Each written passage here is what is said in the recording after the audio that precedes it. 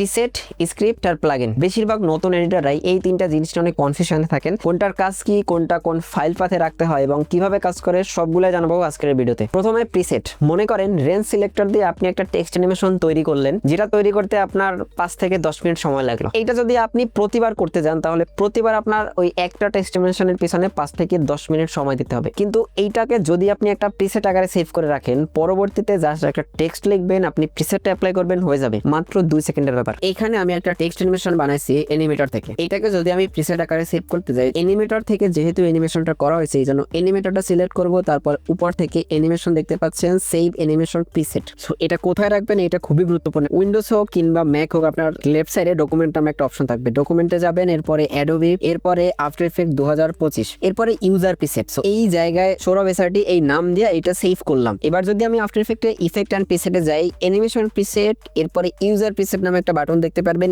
এখানে দেখতে পারবেন। বলে রাখি, যদি আপনার আফটার ইফেক্ট ওপেন থাকে তাহলে ইউজার প্রিসেটটা ডিরেক্টলি লোড হবে না, এর জন্য আপনার এইটা রিফ্রেশ দিতে হবে। সো আফটার ইফেক্টের সাইডে যে 3 ডট আছে ওইটা ক্লিক করে আমরা রিফ্রেশ লিস্টে ক্লিক করব। এরপরে আমি আবার অ্যানিমেশন প্রিসেট থেকে ইউজার প্রিসেটে গিয়ে দেখতে পারবো সৌরভ নামে একটা সেভ করছি, এই যে সৌরভ এসআরটি। সো আমি এই টেক্সটের উপরে যদি এইটা জাস্ট ধইরাই না সাইডে দিই তাহলে দেখতে পাচ্ছেন অ্যানিমেশন কমপ্লিট, একদম ইজি টু ইউজ। এরপরে স্ক্রিপ্ট। মনে করেন আপনি ট্রিম পাথ করবেন, এর জন্য একটা শেপ নেবেন, এরপরে অ্যাড থেকে ট্রিম পাথ অপশনে যাবেন, স্টার্ট এন্ড কি ফ্রেম করবেন, এরপরে আপনার ট্রিম পাথটা হবে। এইটা যদি আপনি প্রত্যেকবার করতে চান তাহলে আপনাকে অনেক সময় দিতে হবে, কিন্তু কি ফার্স্ট নামে একটা স্ক্রিপ্ট আছে যেটার মাধ্যমে ট্রিম পাথ সহ আরো অনেকগুলো কাজ করা যায়। এখানে কি ফার্স্ট ইনস্টল করার জন্য কি ফার্স্ট JSX-bin ফাইল এবং এর ভিতরে কিছু আইকন আছে, এটা হচ্ছে দুইটা একসাথে আমরা কপি করে নিলাম। এরপরে অ্যাপ্লিকেশন থেকে অ্যাডোবি আফটার ইফেক্টে গেলাম, এরপর দেখতে পাচ্ছেন স্ক্রিপ্ট, স্ক্রিপ্টের পরে স্ক্রিপ্ট UI প্যানেল। এই প্যানেলের ভিতরে হচ্ছে আপনার কি ফার্স্টের ফোল্ডার এবং JSX-bin ফাইল দুটো হচ্ছে আপনার পেস্ট করতে হবে। পেস্ট করে দেওয়ার পরে পাসওয়ার্ড চাইবে, অথবা উইন্ডোজ যদি হয় আপনার একটা কনফার্মেশন SMS চাইবে, আপনি জাস্ট কন্টিনিউ করে দিবেন। স্ক্রিপ্ট ফাইল ইনস্টল করা কমপ্লিট। এবার আমি আফটার ইফেক্ট ওপেন করব। আফটার ইফেক্টে এসে আমি একটা শেপ লাইন নিয়ে নিলাম। এরপরে হচ্ছে আমি উইন্ডো থেকে নিচের দিকে গেলে দেখতে পারবেন কি ফার্স্ট,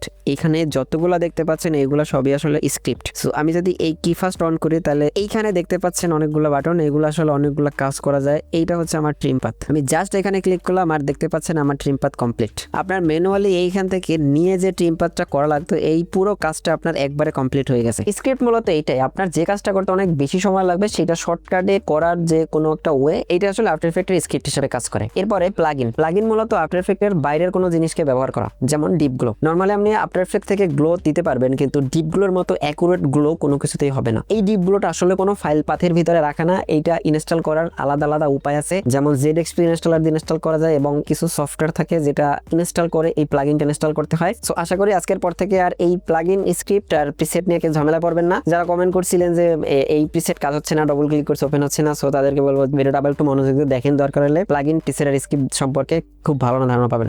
থ্যাংক ইউ।